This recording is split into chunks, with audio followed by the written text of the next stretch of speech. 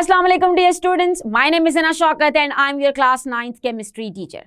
आज के इस लेक्चर में हम डिस्कस करेंगे topic 2.3.3 which is applications of isotopes.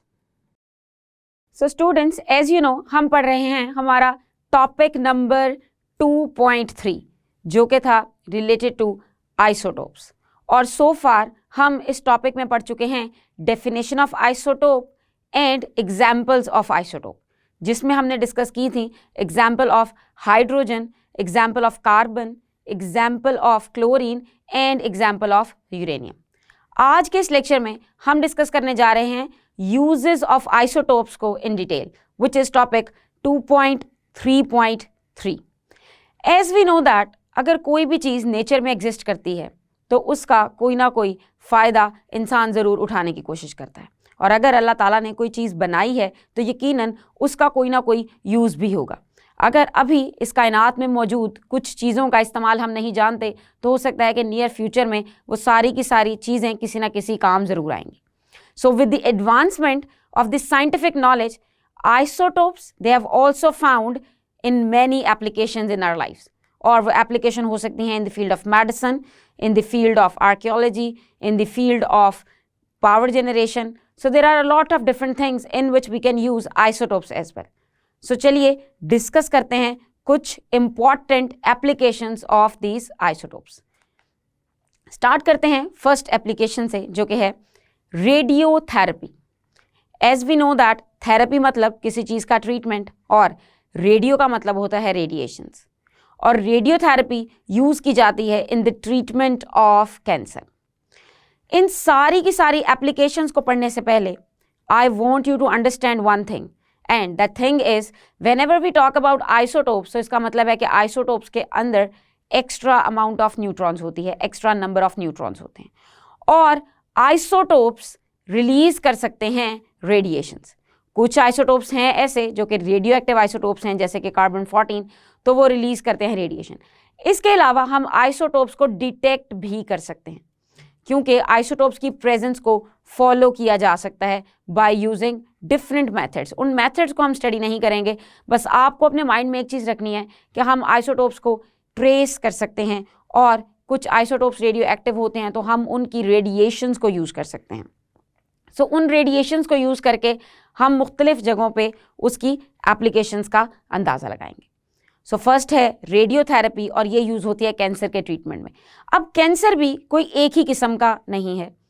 अगर हम कैटेगराइज करें कैंसर्स को तो बहुत से तरीके हैं कैंसर को क्लासिफाई करने के, लेकिन अकॉर्डिंग टू द सरफेस और अकॉर्डिंग टू द लोकेशन हम कह सकते हैं कि दो मुख्तलिफ तरह के कैंसर्स हो सकते हैं, स्किन कैंसर या फिर cancer inside of the body, यानी कि या तो हो कैंसर बॉडी के बाहर किसी पार्ट पे, यानी कि स्किन के किसी भी हिस्से पे, और या फिर इनसाइड ऑफ द बॉडी, जिसमें लंग कैंसर हो सकता है, लिवर कैंसर हो सकता है, और कोई भी कैंसर इसमें आ सकता है।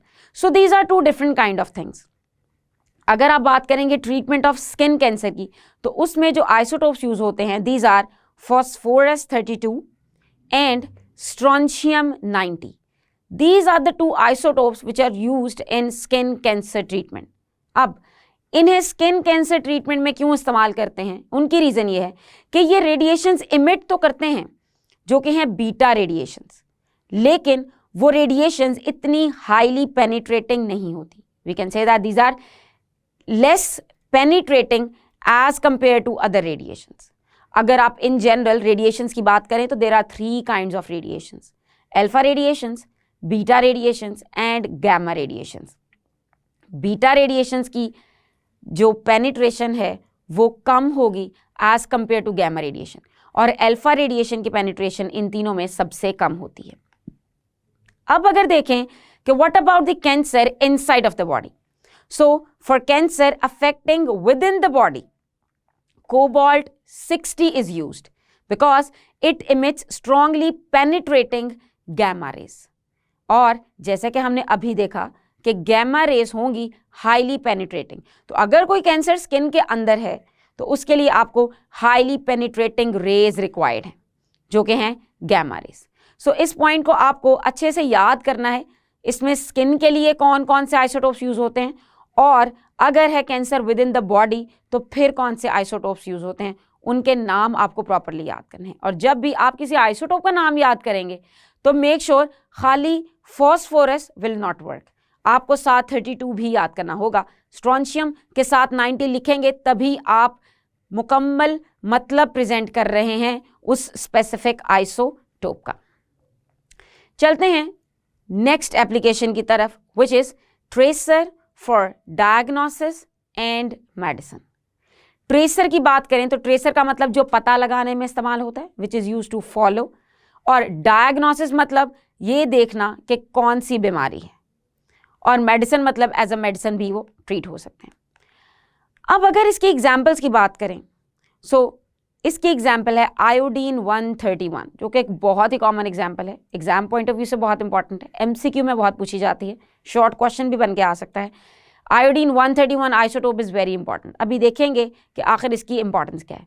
So radioactive isotopes they are used as tracer in medicine to diagnose the presence of tumour in the human body. अगर बात करें ट्यूमर की तो basically tumour is the extra growth of cells. आपकी स्किन नॉर्मली, आपकी पूरी body के sales normally grow कर रहे होते हैं, but when there is abnormal growth of these cells, so abnormal growth से क्या होगा कि उस स्पेसिफिक पार्ट में जहां पे नॉर्मल से ज्यादा ग्रोथ हुई है वहां पे एक ट्यूमर बन जाएगा, यानी कि उस ग्रोइंग सेल्स का एक लंप सा बन जाएगा। सो उस लंप की प्रेजेंस को फाइंड करने के लिए हम आइसोटोप्स यूज कर सकते हैं इन ह्यूमन बॉडी। अब चलते हैं एग्जाम्पल्स की तरफ कि कौन कौन सा आइसोटोप यूज हो सकता है। So isotope of iodine which is 131, it is used for the diagnosis of goitre in thyroid gland. Goitre एक डिजीज है थायराइड ग्लैंड की, जो कि आयोडीन की कमी की वजह से होती है, और गोइटर में आपके थायराइड ग्लैंड वाला जो एरिया है वो स्वेल कर जाता है, और इसकी निशानी ये है कि आपको गर्दन वाले हिस्से पे ज्यादा मैस नजर आता है। ये तो हुई डिजीज गोइटर। अब आप इसको डायग्नोस कैसे करेंगे? You will use iodine 131। Iodine is basically precursor for the hormones which are made by thyroid gland, और वो हार्मोन्स हैं T3 एंड T4। अब जब आप आयोडीन 131 इंजेक्ट करेंगे बॉडी में, यकीनन आपको पहले इसकी प्रॉपर एक डोज प्रिपेयर करनी पड़ेगी, फिर आप वो डोज इंजेक्शन के थ्रू बॉडी में इंसर्ट करेंगे, और फिर आपने फॉलो करते जाना है आयोडीन 131 को कि ये कहाँ कहाँ गया। सो चूंकि आयोडीन प्रिकर्सर है T3 T4 का, तो जब आप आयोडीन प्रोवाइड करेंगे तो उसकी ग्रोथ पे या फिर उसकी प्रोडक्शन पे कोई ना कोई फर्क पड़ेगा, जिससे आप डायग्नोस कर सकेंगे प्रेजेंस ऑफ गोइटर को। सिमिलरली एक और आइसोटोप है which is technetium. Technetium is also used in monitoring of bone growth. इसको हम बोन ग्रोथ को मॉनिटर करने के लिए इस्तेमाल करते हैं। सो यहाँ हमारे पास दो एग्जाम्पल्स हैं इन डायग्नोसिस। हमने अभी कैंसर के ट्रीटमेंट की 3 एग्जाम्पल्स डिस्कस की थी, जिसमें से 2 आइसोटोप यूज किए थे स्किन के ट्रीटमेंट में, और एक आइसोटोप हमने देखा कि अगर है cancer within the body. और यहाँ हमने देखा कि if we are using isotope for diagnosis तो उसकी क्या क्या एग्जाम्पल्स हो सकती हैं। And let me repeat this thing once more that iodine 131 is the most important isotope in the diagnosis, and it is used in the diagnosis of goitre. Next application is in archaeology and geology. Archaeology होता है fossils की study, यानी कि पुराने दौर में जो सारी चीज़ें थी और उनके जो भी बाकियात हमारे पास मौजूद हैं उनकी सारी स्टडी, और जियोलॉजी है स्टडी ऑफ अर्थ। अब आइसोटोप्स इन दोनों चीज़ों में कैसे इस्तेमाल होंगे?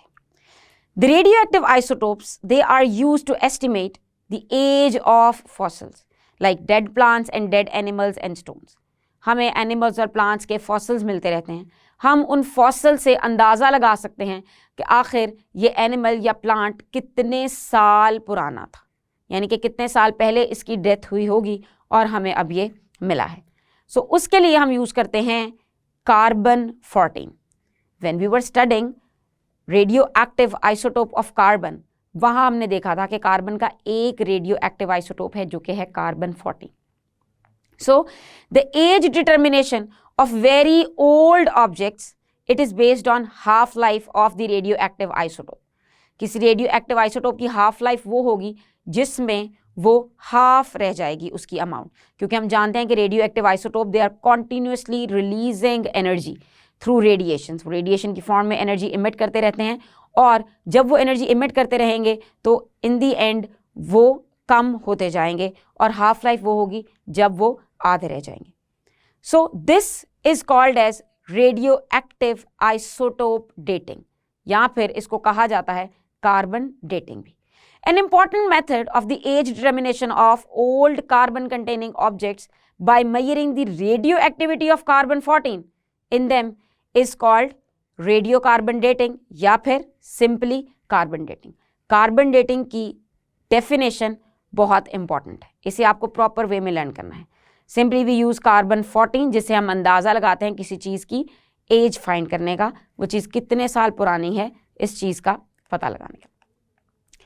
Next application is in chemical reaction and structure determination कि आइसोटोप्स यूज हो सकते हैं केमिकल रिएक्शंस का पता लगाने में और साथ ही साथ उसके स्ट्रक्चर्स को डिटरमिन करने में। एज वी नो दैट अगर हम कार्बन-14 की ही बात कर रहे हैं, सो कार्बन-14 एक रेडियो एक्टिव आइसोटोप है, यानी कि वो रेडिएशंस को इमिट कर रहा है और हम वो रेडिएशंस डिटेक्ट कर सकते हैं।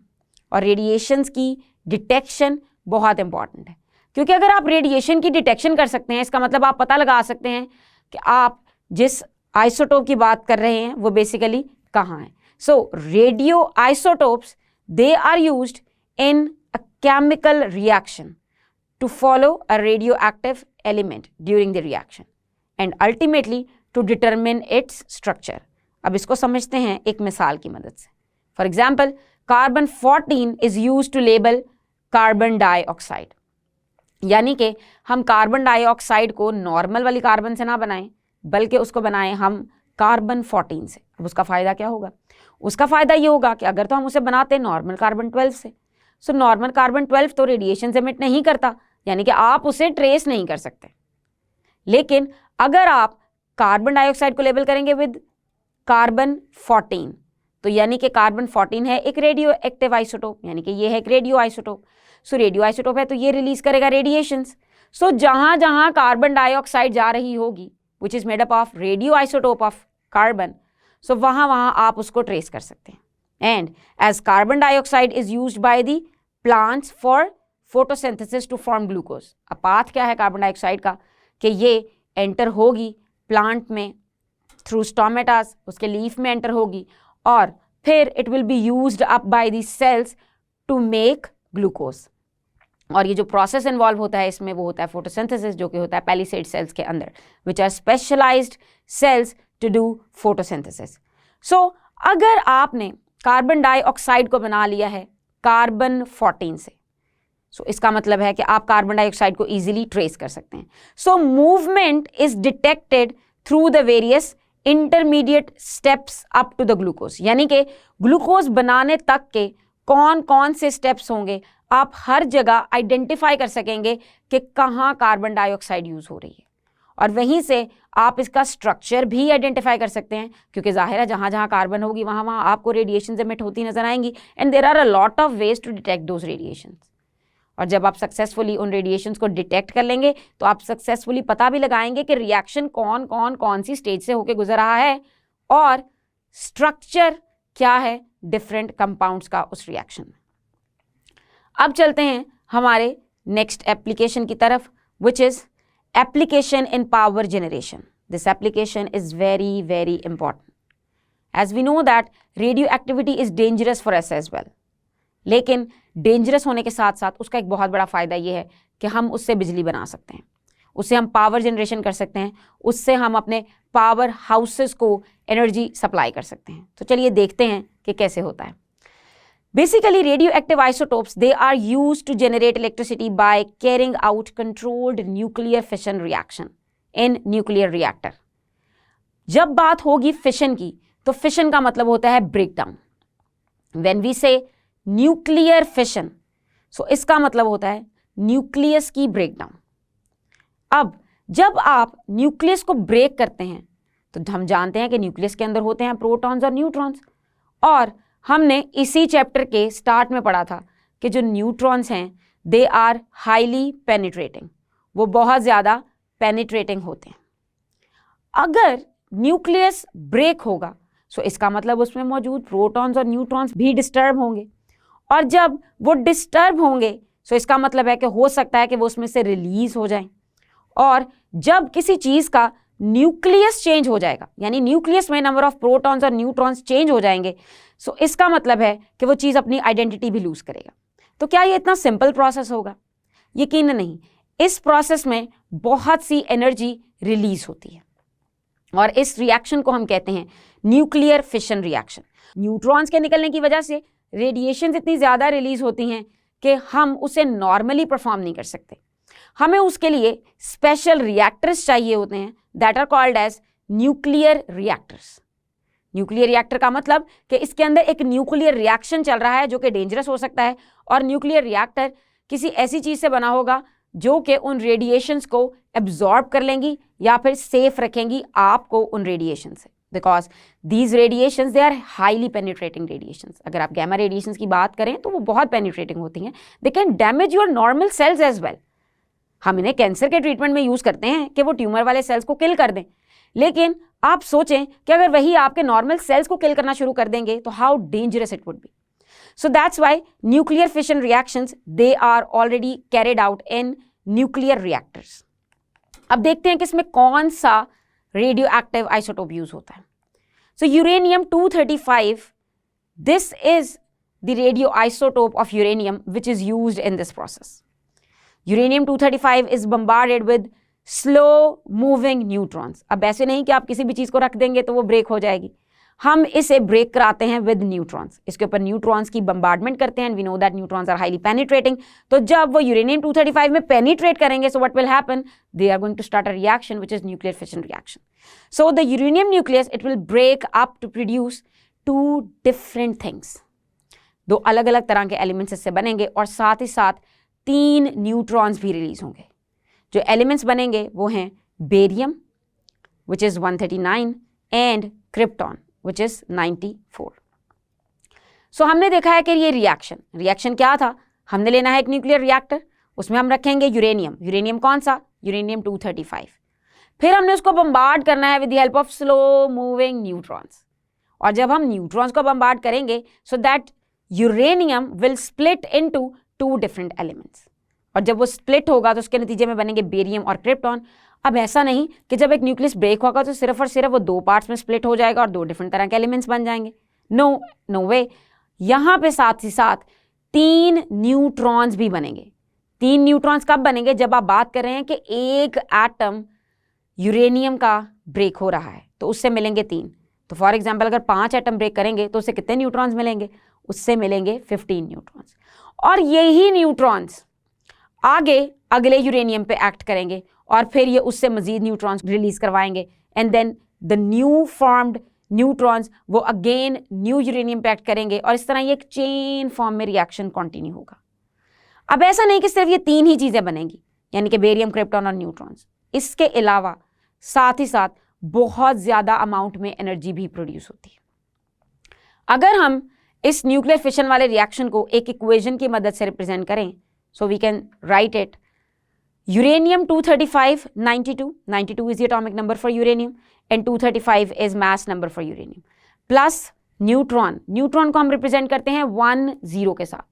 1 मतलब ये है उसका मास, तो न्यूट्रॉन हमेशा एक ही मास रखता है, उसका atomic mass is around 1 AMU।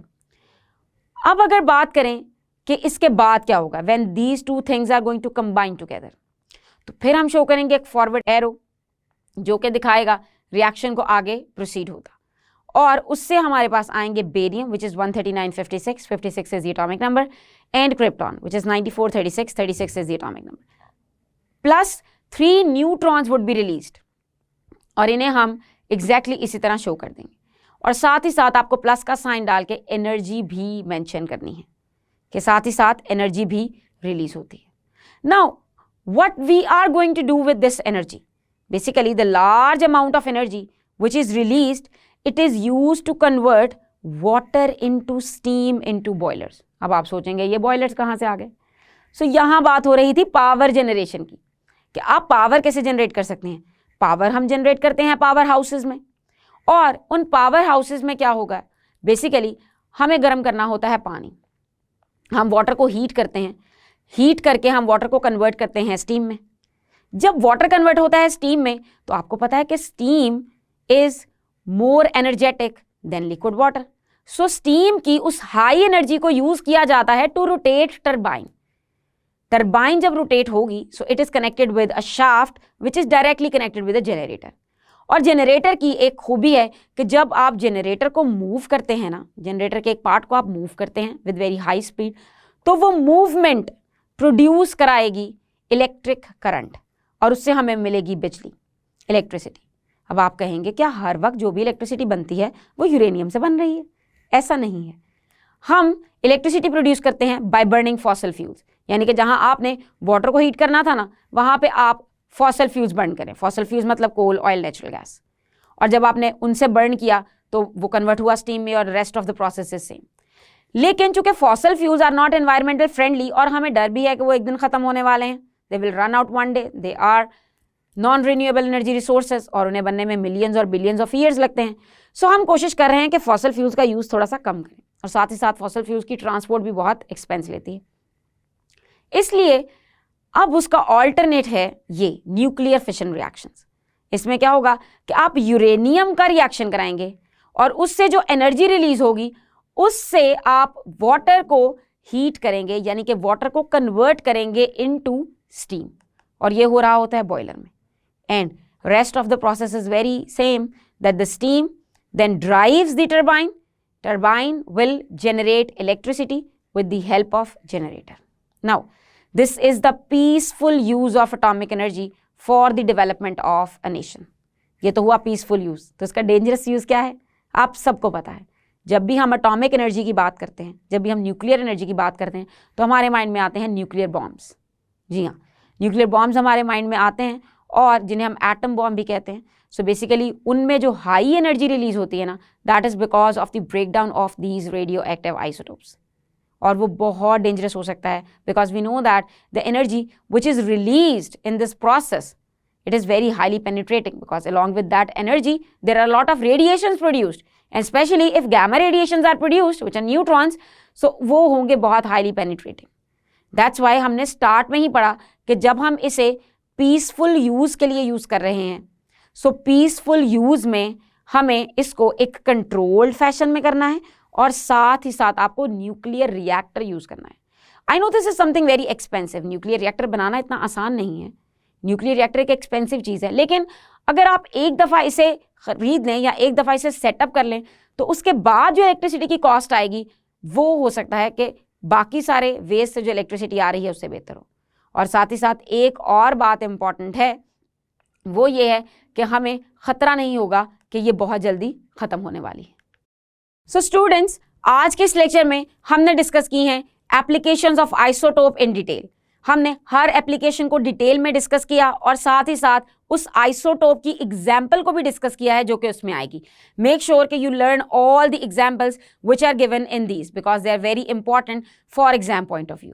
हम अपने आने वाले लेक्चर्स में डिस्कस करेंगे कुछ questions related to the whole topic of isotopes. So तब तक के लिए सारे का सारा टॉपिक ऑफ आइसोटोप्स रिवाइज करें, अपना ख्याल रखें। अल्लाह हाफिज़।